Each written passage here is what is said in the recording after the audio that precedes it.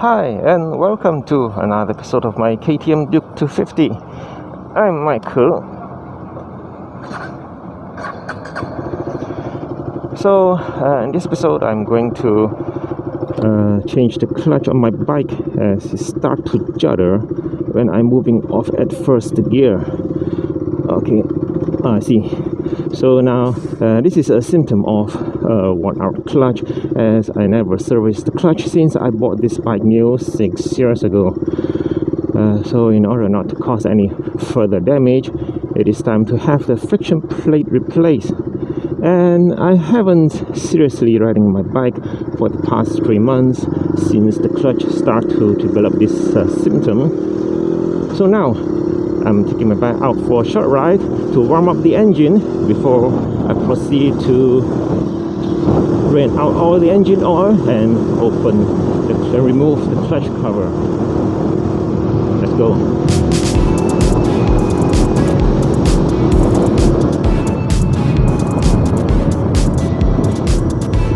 Whoa, whoa, whoa.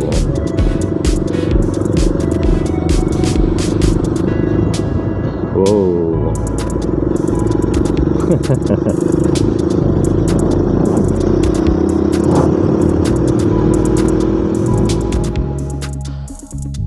Okay, so now with the engine oil finished drain out, so it's time for me to open up this clutch cover.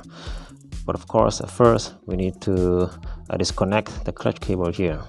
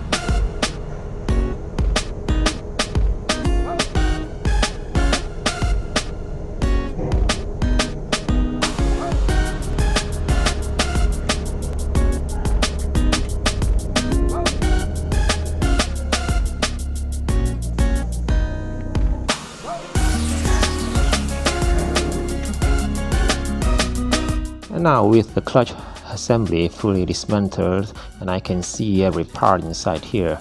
This is the clutch drum connected to the crankshaft, and this is the clutch hub connected to the gearbox inside here. These plates here are the main clutch pack friction plate, which consists of 7 of them with outer teeth matching the drum. Steel plates 6 with inner teeth matching the hub, and I have every place here indicated by the number of cable tie. so I can remember the sequence when I put it back later on. Here I have the pull rod, bearing, pressure plate, and this one is 3 tension spring, and this one here is called the cluster, and 3 screws which hold everything together. Okay, just for the safe side, before I proceed to purchase a new clutch, I will first open up this clutch assembly to fully understand every clutch plate, as a survey in the internet found many giving a different answer regarding the type of plate used in Duke 250. Some say it uses 6, some say it's 7, and some say it's 8. But now everything fully revealed, I've went to order a new set of friction plates, same as my existing, that cost 1992 US dollars, or approximately 85 ringgit after conversion. I've also ordered a new gasket that cost 45 ringgit, or approximately 10 US dollars, and it may take all this 1 to 2 weeks to reach my home. So while waiting for this to arrive, I will go on to clean up the old torn gasket.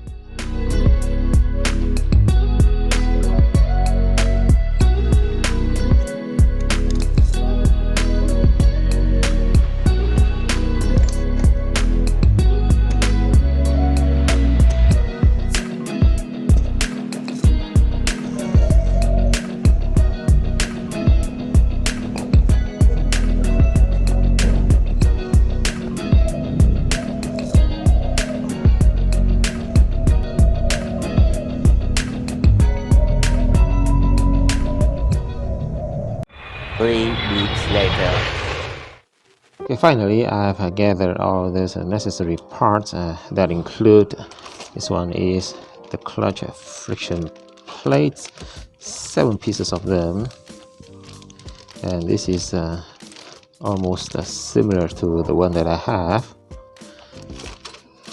Clutch cover gasket, original from KTM engine part. 2 bottles of engine oil, and also an oil filter, which is also the KTM original part. I also bought this one, RTV silicone gasket maker. This is to further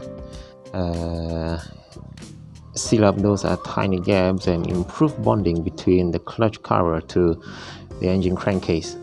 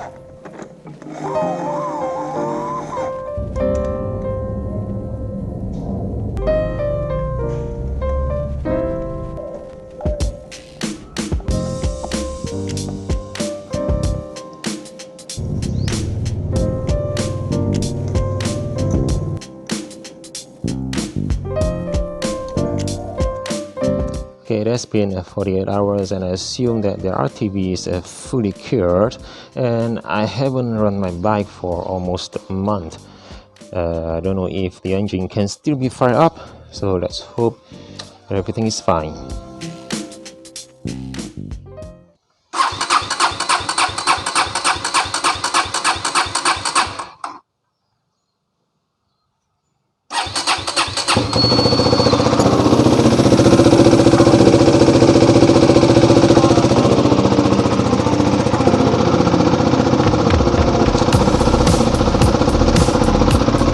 So everything is looking good.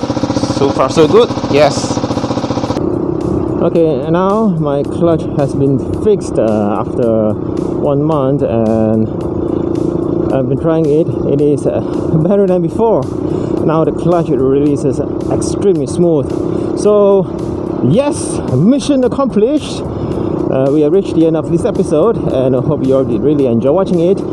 Do me a favor by clicking on the like button, and if you have anything to say, then please feel free to leave it down on the comment section below. Till then, thanks for watching and ride safely. I'll see you in the next episode.